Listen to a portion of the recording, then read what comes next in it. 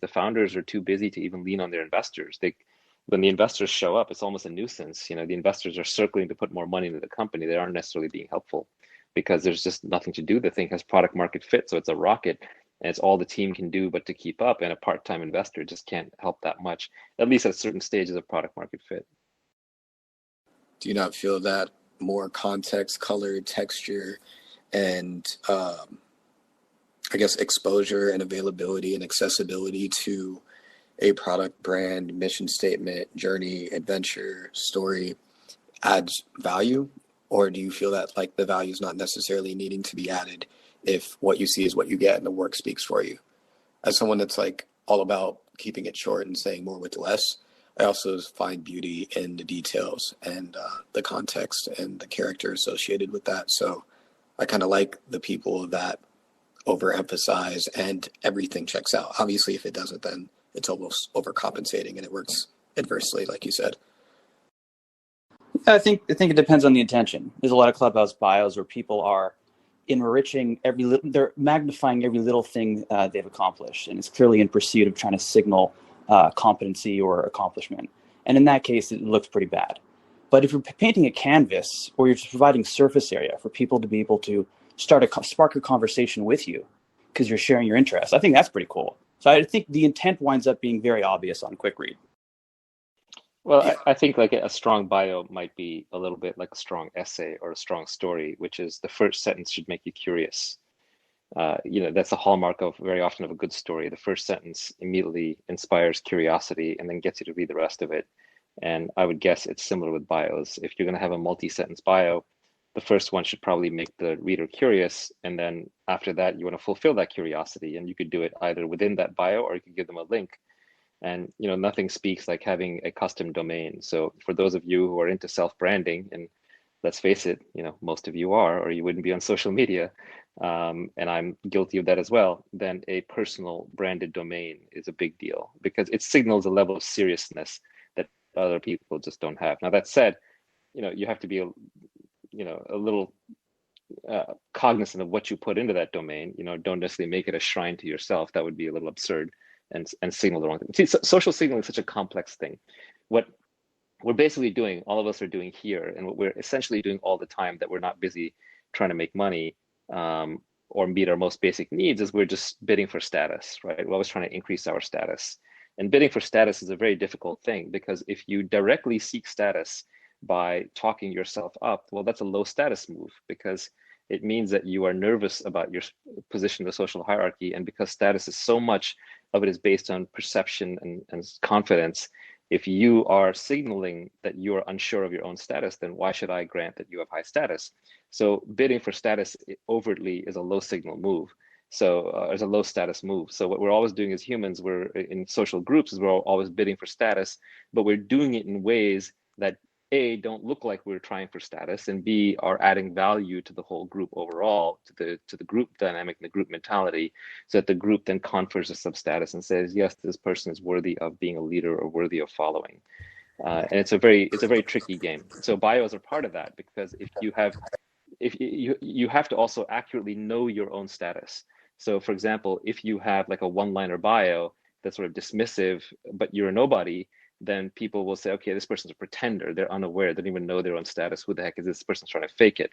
At the same time, if you write a bio that's too big, then you come across as a try-hard. So there is an art form to it. And a lot of it is like, again, knowing what the group knows and about the group and what you know about yourself. So very often we see this with people who either are too humble, and you almost don't believe them, or they brag too much, and then you kind of know that that's a low status move. It's like, act like you don't care and they will come back. No, I'm just kidding. Well, so the highest status thing possible is to not care. If you look at the absolute highest status human beings in human history, it's like Jesus and Buddha. They're beyond mortal needs and mortal cares. Or you could even go to Vladimir Putin. When Time magazine interviewed him as Time Person of the Year, I remember he cut the interview short and walked away. And they basically wrote like, he's the only person we've interviewed who just didn't care whether he was Time Person of the Year or not. I mean, that's real power. So genuine apathy actually is a very strong, credible signal that you have so won the game that you've stepped out of it altogether. That's the highest status move. That said, it cannot be faked. You can't show any neediness whatsoever. So if you're in that position, then you truly do stand alone. You don't care what other people do or think. And you have to signal that in your every move, because if you don't, if you show a moment of weakness, then you're a faker and you're going to crash back down to a needy tryhard, which is actually a very low status place to be. It's the Kanye Naval, Naval, I recall you saying either on Tim Ferriss's podcast or your own that building a personal brand around your name is one of the best things you can do. And I'm building a brand right now, and I won't advertise for myself, but that's something that I've been considering a lot, and I've been getting other people to tell me different. And part of that is because I'm a professional in the medical dental space, and I'm wondering if there's a risk at all to my license or being targeted in such a way that I should worry about that using my name. And I'm wondering, maybe the audience has some similar concerns, but I do recall you talking about that on other podcasts or other platforms. And I'm curious if you think that still applies in this context. Well, using your own name is a very audacious move. It will annoy people. Who is this monkey to stand out over the other monkeys and say that his name is worth something? So it's very audacious. It's not something you're ever going to get a lot of back patting for and a lot of people cheering you on. And it's a high accountability move. You're taking risk. You're overtly and publicly taking the risk of humiliation. And frankly, if you are not confident enough in your own abilities to publicly take the risk of humiliation, then you don't deserve the status that comes with being a leader. Essentially, a leader is someone who makes a bid for status and succeeds. If you bid for status and you fail, then you're thrown in the back of the pack. So you have to show that you're worthy, and obviously there are many ways to show you're worthy, but they require actually giving to the group and the community in some overt, sacrificing, or intelligent way. But if you're not willing to take the risk of stepping up there, then you absolutely are not worthy of being a leader. A leader, by definition, sticks his or her neck out. And so if you want to have the brand around your name, then you literally cannot care what other people think. That said, I don't necessarily think you should go out there and start stamping your name on everything. That is also a little bit of a low status needy move, right? And there are people who have managed to do it somewhat successfully in the business world, like Trump was famous for it before he became president. He would just stamp Trump on a bunch of things. And that was supposed to signal high quality or high whatever. But generally, you don't want to build a name just around building a name. That's like the lowest status move. Like if I said, or it's like Kanye or Nike, I take that back. Kanye is actually obviously a good singer and performer, right? So that's why he got the name. So you want to get the name brand by doing something else. So you don't set out to brand yourself by saying, hey, I'm going to build a brand around my name and I'm going to be famous. That's a low status move, and it's not a very humble move. But what you can do is you can say, hey, I'm going to be the best in the world at X, and I'm going to put it under my name so people know whether it's good or whether it's terrible, that's me, right? Then you're taking on accountability and you're taking risk. So I would say, you don't brand yourself. That's sort of a nonsense concept. You do something that is worthwhile, and then you are willing to stick your neck out by putting your name on it. And if it's great, then people will remember you. And if you're terrible, then people will blame you. But you're taking a risk, and you have to take that risk. You cannot look for validation from other people anytime that you are sticking your neck out. It's just not the way the world works. If being a leader, if taking risks to become famous or successful or wealthy, if any of these things were socially applauded, then we'd all be there. We wouldn't have to stand around wondering about it. But all of these things required going against the grain, going against the crowd. You're never going to have the crowd's approval while you're doing anything truly worthwhile. That's just my view on the world. Well, it's too late then too, right? Like the minute it's publicly, I like to think that like I'm average in the sense that like my success rate is roughly proportional to how many competitors I have, right? Like each competitor has like an equivalent chance of winning. And so like I want to pick games that have as few competitors as possible. And one way to do that is to pick a difficult game, pick a game that feels like play to me, work to others, etc., to sort of minimize that from happening.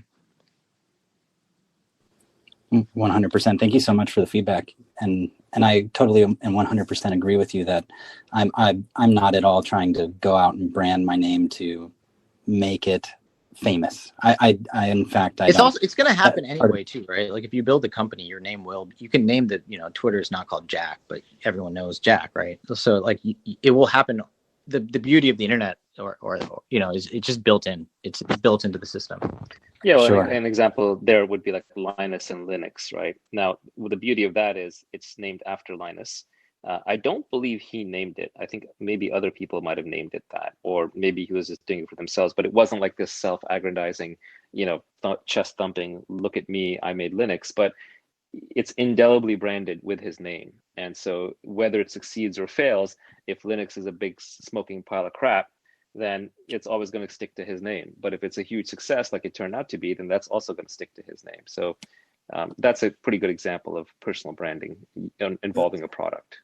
Another good thing to look at in that sense is Tom York and all the Radiohead albums being an individual LLC just under their name, just in case there was any form of liability or risk associated with any of those products, from sample clearance to, or products, any of the music and the peripheral products and merchandising and apparel that came along with it. If there were any issues of any form of lawsuit or legal contingent problem, it would be absolved, and it wouldn't reflect upon the Tom York name, but it would reflect on the Radiohead individual LLC of that project.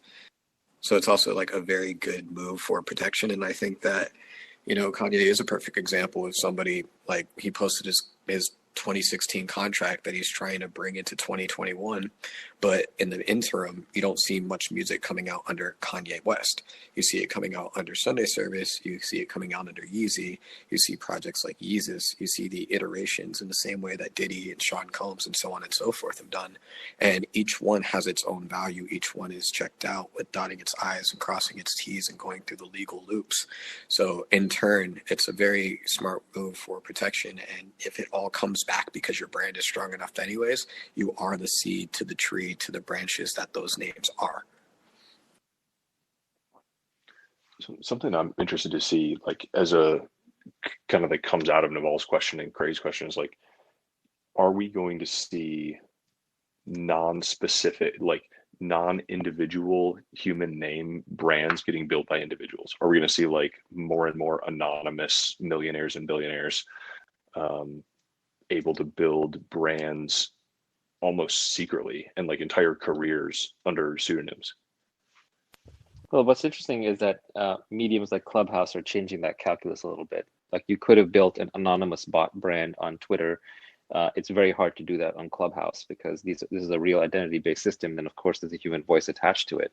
The same way you could have had a brand account on Twitter, like, let's say, like Wendy's, famously run by like the Wendy's social media manager, who's very clever.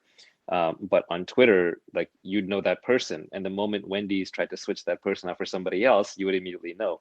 Sorry, on Clubhouse. So Clubhouse in this live chat format forces a level of authenticity that I think we all as humans crave, which you can't get on the other social media platforms. This is truly a person-to-person platform.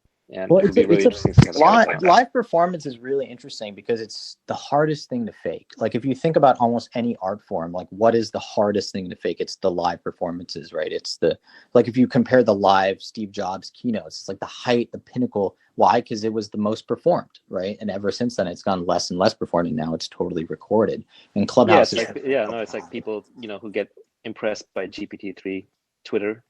And I always view that as like a Turing test for the person getting impressed. If you get impressed by GPT-3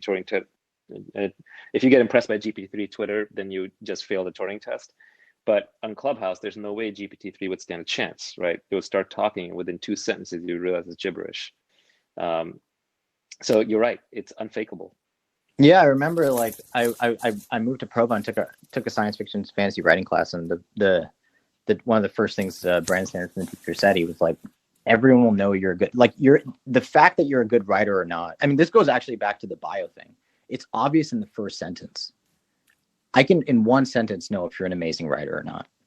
In 3 seconds of listening to a pianist, you'll know if they're a master or not. Like, it's such an accelerated pace of learning, which I think goes back to the bio thing. Like, the fact that it needs to take you more than 3 seconds means you're not a master. And now you are making up, like, now you are selling me now I'm on your sales page effectively, before I get to the email subscription form. Yeah, the person in charge generally doesn't have to say much, right? They can be quiet when they enter the room. Yeah, and it's a thing. It's a thing that kind of funnily compounds as well, because you don't have to do it, and so you continue to get credit for not doing it. And all the people who status signal, sort of, it's sort of like the rich get richer of status. Like just just honoring your current status position will reinforce it. Well, high status is a difficult place to be. It's like being the gladiator in the middle of the arena who's killed a bunch of the other gladiators. Now every newcomer wants to challenge you. So if you have high status, then you're always going to be getting weird questions, getting attacks, getting all kinds of people essentially bidding for status by trying to go to war with you. And one of the things you learn early on, when you have social status, is that you don't want to pick fights with people because there's always a new challenger. There's always somebody who wants to duel you. So you just have to get very, very good at ignoring people who are trying to always create fights. So high status is a very precarious position. High wealth is actually a much safer position. Obviously, intrinsically self-contained is the best position, but if you want to get to some stability in your life, high wealth is far more stable than high status. We were talking earlier about leverage and how it's sort of, Eric, I'd love if you could elaborate as remind us how you talked about it, but it's sort of like people have to give it to you. Like it's sort of centralized, it's not freedom. It's kind of the opposite of freedom. And I'm curious, like Naval, how do you think about how do you get leverage, but also in sort of a decentralized way? It might mean you're pseudonymous, no one knows you are. Can you what does that future look like where you have? We live in the age of incredible, infinite permissionless leverage. Clubhouse is permissionless leverage. Anyone can jump on here and start talking. And if you're saying something interesting, you will build a following really, really quickly. Look, I jump on Clubhouse all the time. And what I do is I go through all the rooms. I listen for 10 seconds into each room. And I'm like, is this person saying something really smart and teaching me something? And if they are, great, I'll stick around. And if they're doing a really good job, I'll follow them. As you said, it's an unfakeable signal. So this is a prime example of how if you are an incredible thinker or speaker, or you have some great insight, you will build up a following more quickly and more efficiently on Clubhouse than on almost any other medium that came before. If you're a great musical performer, perhaps you have a chance with TikTok. Or if you're a really funny comedian type, maybe you're good on YouTube, whatever it is. But this is the era of permissionless leverage. Now, if you want to crank that up one more level, you can learn to code, and now you can have a little army of robots doing that, helping you out as well. So between media, books, podcasts, and code, we have so much permissionless leverage that all the new fortunes are created through permissionless leverage. It's the old world fortunes where you needed to either have a big hedge fund, a lot of capital that other people gave you, or the worst kind of leverage of labor where you just have lots and lots of people working for you. But those forms of leverage, I think, are very outmoded. And it kind of boggles my mind. Like, for example, I was touring a construction site the other day. There was like a house that was being built. And as I'm going through it, the workers are working on different parts of the house. And you look at a house and it's so complicated to build a house. It is unbelievably complicated. And it's a lot of work. It's like heavy lifting. And it just kind of blew my mind that these people basically got paid less than someone who's sipping coffee and writing code a couple hours a day. But at the same time, you have to realize that what they're doing is permission leverage, right? It's a lot of labor involved. It's sort of well known how to do that. So the creative side of it is mostly gone. It's mostly just execution. And it's only a matter of time before they get replaced by machines and robots. Obviously, some trades go sooner than others. And they don't really get a product of learning. And learning is just a byproduct of curiosity. So ultimately, if you are curious about something, you will be successful at it. And the more curious you are about it, the more successful you will be at it. So if your overwhelming desire is to figure out how to make money and how that works, then you'll make money. If your overwhelming desire is to figure out how or why people are happy and how to be happy, you'll be happy. But it's got to be kind of your overwhelming thing. So learning knowledge literally is power, but the mechanism through which it achieves power is through leverage. I wonder if just combining like Naval's comments with what Sahil said about like the ultimate form of leverage being one-to-one, and what Julian said about, I mean, the high empathy kind of forms of media being, video where you can see and feel people's kind of subtle changes, and one-on-one is best because you can react to them. What we give up with our scaled kind of forms of media now is just the inability to feel the audience react or to customize anything. And I wonder if our next big evolution, our next big leap forward is going to be some sort of technology. It was like technology as a placeholder word for what that technology actually is, that allows us to, like, at scale, provide deeply reactive media, whether it's almost like the Neil Stephenson, like, tablet from the Diamond Age, right? It's a super, super reactive form of recorded media that lets us reach the audience deeply one-to-one, wherever their circumstance is. Yeah, I'm just waiting for the basic Clubhouse feature where you can tell if the audience is interested in what you're saying or not, right? In the real world, audiences, the equivalent is a boo or an applause, or maybe for a concert, they light some candles or they cheer or what have you, but there's no equivalent on Clubhouse yet. And so there's no feedback loop. Now, you're also talking about taking it one level further, which is using technology to create a one-to-one mapping from the speaker to the listener, even when it's a mass audience. I think that's hard to do authentically. Like, yeah, you could probably code up a Cyber Sahil or Cyber Julian, and then that Cyber Julian can sort of talk to people. But I think it's going to have the GPT-3 problem again, right? It's not truly sentient. It's not truly Sahil or Julian. So it's not going to be an authentic experience. And I think humans crave and understand authenticity. And when we get something that is trying to be authentic but failing, that's kind of the worst. I think we automatically reject fakers or poor attempts very, very extremely. The emotional uncanny valley. Exactly. It is, I wanted to use that phrase, but I don't want to confuse you. But you're right. It's exactly an uncanny valley. Uncanny valley is mostly using computer graphics, where you have a 3D image of someone's face, and it's almost that person, but not quite. And it just gives you the heebie-jeebies. It's kind of creepy.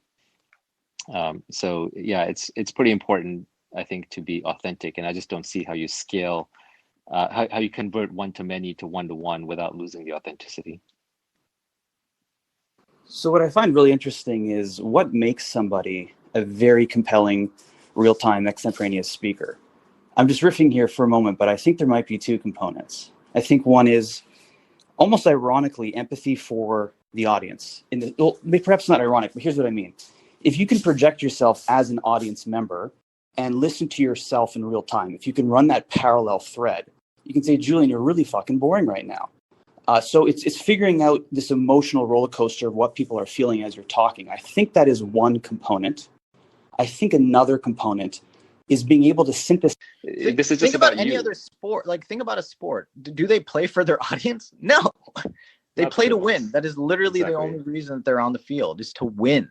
And so, like, if you want these people to play the best, you put them in a bubble with no audience.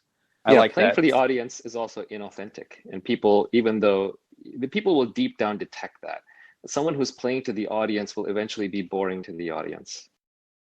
Yeah, I really enjoy that. I really like that framework. That resonates. Part of it also, I think, is just the authenticity of having a conversation with a buddy, like you guys are referring to. The more you can let.